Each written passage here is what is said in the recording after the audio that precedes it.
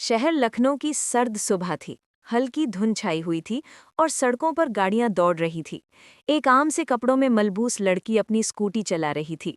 उसका नाम था डॉक्टर नंदिता वर्मा, जो जिले के एडिशनल डिस्ट्रिक्ट मजिस्ट्रेट यानी एडीएम थी। मगर आज वो आम शहरी के भेस में थी, क्योंकि वो खुद देखना चाहती थी कि पुलिस अवाम के साथ कैसा सुलूक करती है। पीछे उसकी छोटी बहन रीना बैठी थी। दोनों बहनें बाजार जा रही थीं, दिवाली की खरीदारी के लिए। स्कूटी जैसे ही राजेंद्र चौक चेकपोस्ट के करीब पहुंची तो दो पुलिस वालों ने हाथ देकर गाड़ी रोक ली।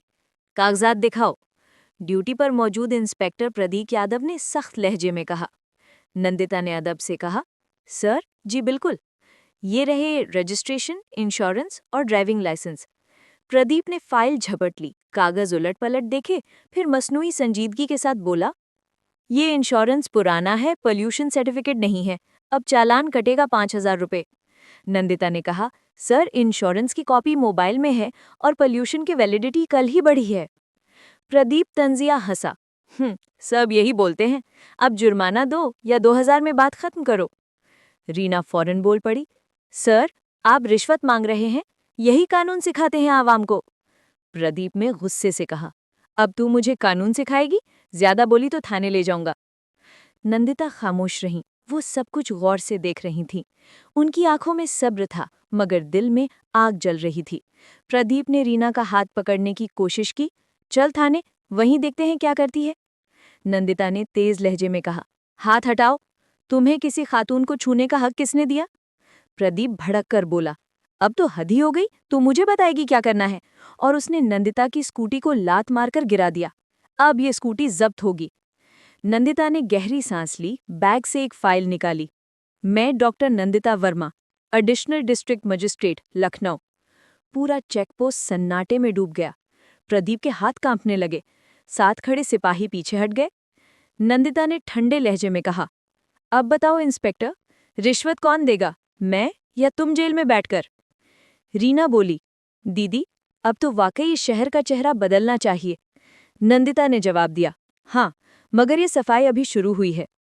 अगली सुबह नंदिता ने बिना इत्तला के उसी थाने पर छापा मारा जहां प्रदीप की पोस्टिंग थी।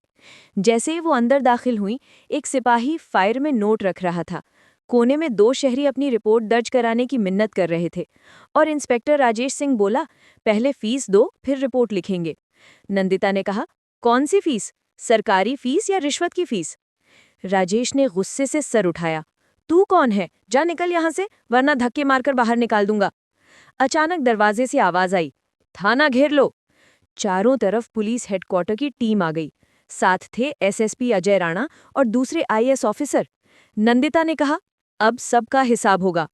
राजेश और प्रदीप दोनों को मौके पर गिरफ्तार कर लिया गया। पूरे थाने में सन्नाटा छा गया। बाहर मीडिया जमा था। नंदिता ने कैमरों के सामने कहा, कानून वर्दी देकर नहीं झुकता। जो अवाम से रिश्वत लेगा, वो चाहे अफसर हो या सिपाही, अब जेल जाएगा। ये निजाम अब डर से नहीं, इंसाफ से चलेगा। भीड़ तालियों से गूंज उठी। दोनों बदउनवान इंस्पेक्टरों को उसी जीप में जेल ले जाया गया जिस पर वो कल तक अवाम को डराते थे। वर्दी उतर चुकी थी, चेहरों पर शर्म, खौफ और पछतावे के आसार थे। रीना ने आहिस्ता से कहा, दीदी लगता है अब वाकई मुल्क बदल सकता है। नंदिता ने मुस्कुराकर कहा, जब ईमानदारी खौफ से बड़ी हो जाए तब निजाम खुद ठीक हो जाता है।